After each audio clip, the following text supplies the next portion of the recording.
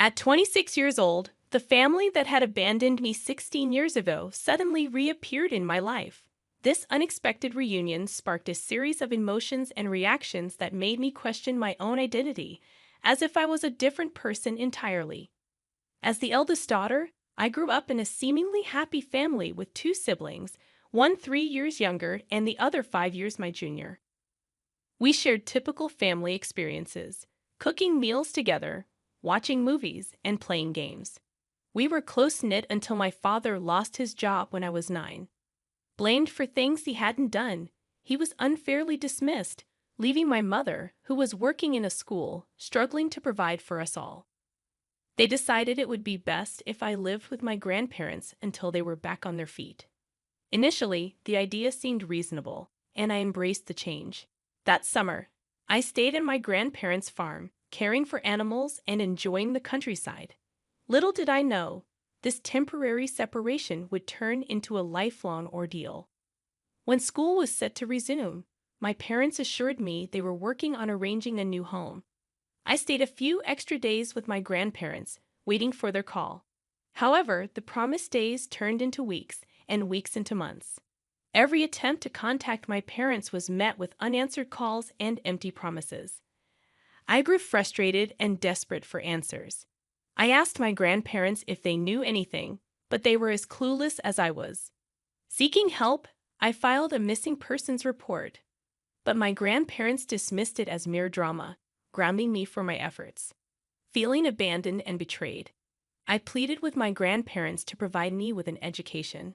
They enrolled me in a local public school, but adjusting to the new environment took time. Despite the challenges, I focused on my studies, determined to escape my grandparents' farm and find my parents. The lack of concern from those around me intensified my resolve.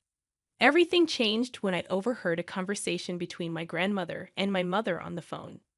The hushed tones in the kitchen revealed the truth. My mother was alive. My hope was rekindled. But the mystery of my parents' disappearance only deepened, leaving me with more questions than ever before. We were discussing my progress in school and various aspects of my life, and hearing her voice stirred up a whirlwind of emotions within me. I couldn't contain my feelings, and before I could stop myself, I called out to her. The moment my voice reached the other end, silence fell. Frantically, I screamed and cried into the phone, hoping that if I shook it hard enough, her voice would echo through the receiver. Grandma emerged from the kitchen, her face a mix of concern and frustration, instructing me to go to my room. I unleashed my anger on her, demanding to know why she had hidden my mother from me and why she refused to divulge any information. Despite my pleas, Grandma remained steadfast in her silence, leaving me to accept the painful reality that my parents had essentially abandoned me. Shortly after that heartbreaking phone call, my grandparents sent me to live with a distant aunt, a 5-hour drive away from their farm. I often wondered why my parents had chosen to send me away, but I never received a satisfactory answer. My aunt, my mother's cousin, turned out to be a compassionate and understanding soul. She embraced me with open arms, and when I questioned her about my parents, she admitted she didn't have any answers. Her sincerity was palpable, and I chose to believe her. From the moment I moved in with my aunt at the age of 13, she became my rock. Whenever I struggled with my emotions, she was there to guide me, offering solace and understanding. She even encouraged me to seek therapy, a decision that initially left me hesitant but eventually proved immensely beneficial. My aunt validated my feelings, something my grandparents had never done, and provided the support I desperately needed. By the time I finished high school, my aunt had become the most significant person in my life, filling the void left by my absent parents. She supported me through my journey to becoming a veterinary doctor, following in her footsteps. At 21, I approached her with adoption papers, wanting her to be my legal parent. With her wholehearted agreement, I finally found the stability and love I had craved for so long. Having completed my degree, I now work as an intern in a hospital, striving to gain valuable experience. My career path has led me to move into a new apartment, away from the familiarity of my aunt's home. Despite the physical distance, I still visit her whenever I can. 2 days ago, on my day off, I was relaxing at home when the doorbell rang. Anticipating a delivery, I opened the door only to find my estranged family standing there, my mom, dad, and youngest brother. They appeared both unfamiliar and yet hauntingly recognizable. Stunned into silence, I couldn't find the words to express my emotions. They handed me an envelope containing a letter from my grandparents. According to the letter, I had allegedly run away from their home, refusing to maintain contact, causing them immense emotional distress. They demanded I pay for my brother's education, leveraging my newfound status as a doctor, threatening legal action if I refused. The situation made no sense to me. How could I be blamed for running away when I had been sent away by my grandparents? Why should I be financially responsible for my brother's education when I had no say in the matter? The demands felt unjust, leaving me bewildered and conflicted about how to respond. Why should I care about people who abandoned me for 16 years? With a head full of unanswered questions, I staunchly refused to help them, insisting they leave my premises. When they persisted, I called the cops. They claimed to be my parents, but I stood my ground, stating that legally, I was my aunt's daughter and provided her name. The authorities contacted her, and she confirmed my status, resulting in my family receiving a warning about trespassing and harassment. Since then, I've been bombarded with hurtful messages on social media from accounts owned by my family, labeling me as heartless. I confided in my aunt about everything, and although she understood my actions, she questioned whether I did the right thing. In the midst of this turmoil, my parents showed up at my workplace, causing a scene. Hospital security intervened, calling the police and escorting them off the premises. I couldn't fathom why my family, absent for so long, suddenly wanted to be a part of my life. The emotional toll weighed heavily on me. My therapist suggested talking to them, but I resisted. Eventually, I agreed to meet them in the presence of my aunt. Their explanation was disheartening. They sent me to my grandparents due to financial struggles, thinking it would be easier with one less mouth to feed. When circumstances improved, they couldn't afford to bring me back. Now, with their savings depleted, they wanted me to support them and pay for my brother's needs. They admitted fabricating the threat of legal action, hoping to guilt me into compliance. Each word shattered my heart, but I stood firm. I reminded them of my legal detachment and threatened legal action if they ever bothered me again at home or work. Despite their pleas for forgiveness, I walked away, my heart hardened against them. My therapist suggested I might be struggling to empathize, but the truth was, I felt nothing for them. If I could, I'd erase them from my memory without a second thought. Since my last update, my family has ceased reaching out to me. On the other hand, I have completed my internship, and I am considering another residency program before I sit for the NAVLE. I hold on to hope that my future will be all right. Sometimes I won't deny it. I wish I had a better relationship with my parents. Nevertheless, I am content with having my aunt as my sole parent. She proves to be a far superior mother than the other one I know. They abandoned you, lied to you, and left you with your grandparents. You owe them nothing. You are only giving them what they gave you. They'd abandoned you. I don't understand why they thought you wouldn't do the same. My sister-in-law, a 26-year-old woman, and I, a 29-year-old woman, have always had a complicated relationship. I thought she had matured enough to leave me alone, but apparently she couldn't resist causing drama. Our issues started when I began dating my husband. We met while he was helping her move. We struck up a conversation at a local bar and have been together ever since. Despite our happiness, my sister-in-law never liked me. She once told me her brother never gets serious with anyone, so I shouldn't get my hopes up. I mentally prepared for heartbreak, even though I really liked her brother.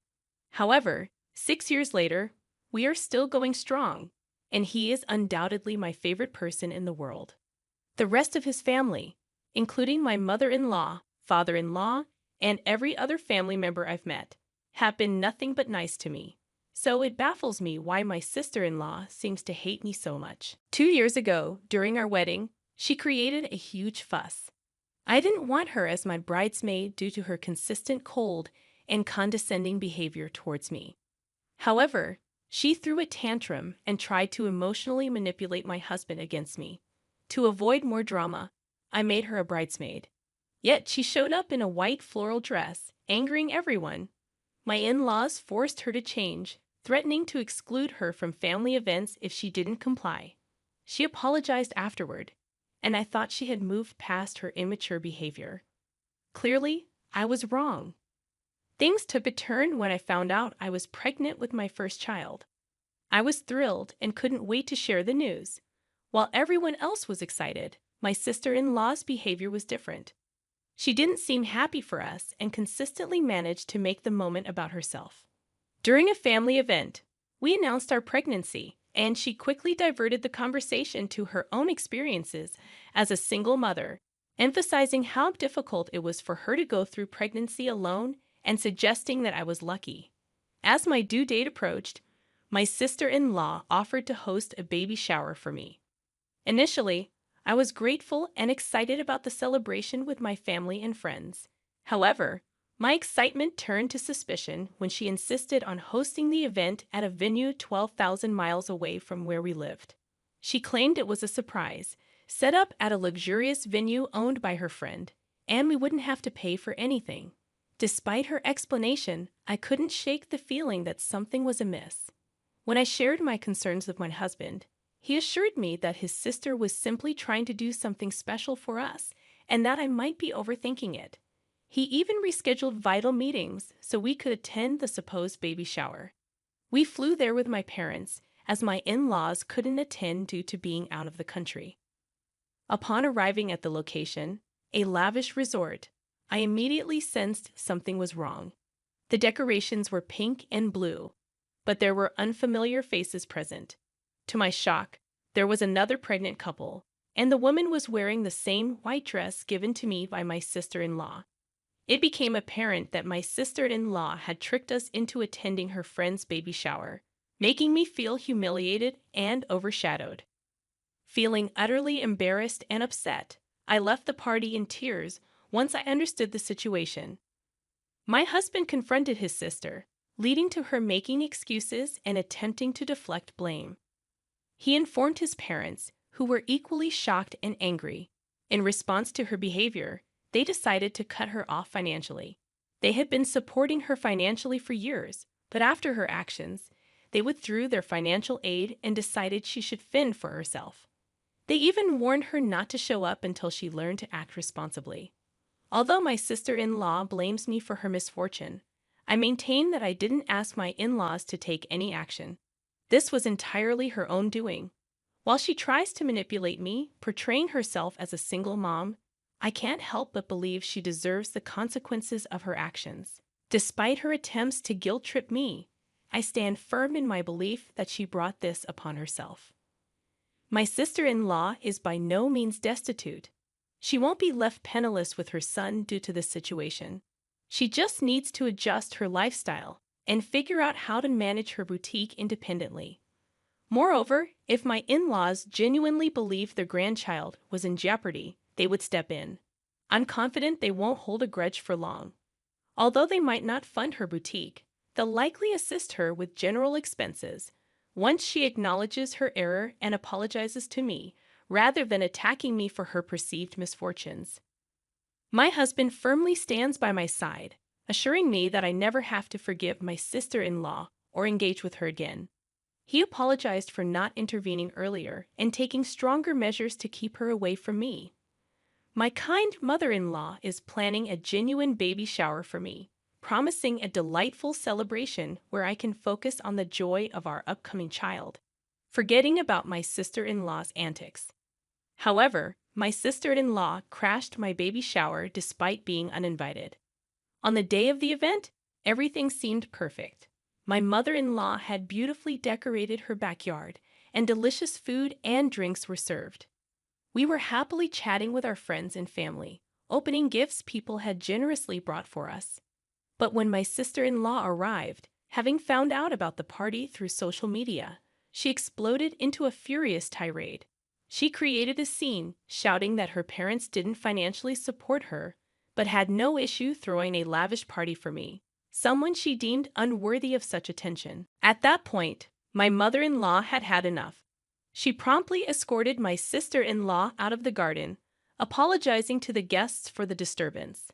After the event, my in-laws apologized to me multiple times, suggesting I obtain a restraining order against my sister-in-law. While I hesitate to take such drastic measures, we have decided to keep all news about the baby off social media to prevent her from stalking us. The whole situation is insane, and it baffles me how jealous and immature my sister-in-law can be. She managed to ruin not just one but two baby showers with her antics. I must add that my in-laws initially weren't supportive during her pregnancy because she was having a child out of wedlock, which clashed with their traditional beliefs. They did come around after the baby was born, but it appears my sister-in-law still harbors resentment. I haven't heard from her since the baby shower, and my in-laws have expressed their intention to cut her off permanently due to her embarrassing behavior in front of so many people. Frankly, I've reached a point where I don't care anymore. I just want this ordeal to be over so I can focus on myself and my baby. It's astonishing how entitled and childish she can be, sabotaging such a beautiful event. She disrespected not only me but also her friend, showcasing her true colors as a deeply flawed and immature individual. I don't intend to waste another thought on her.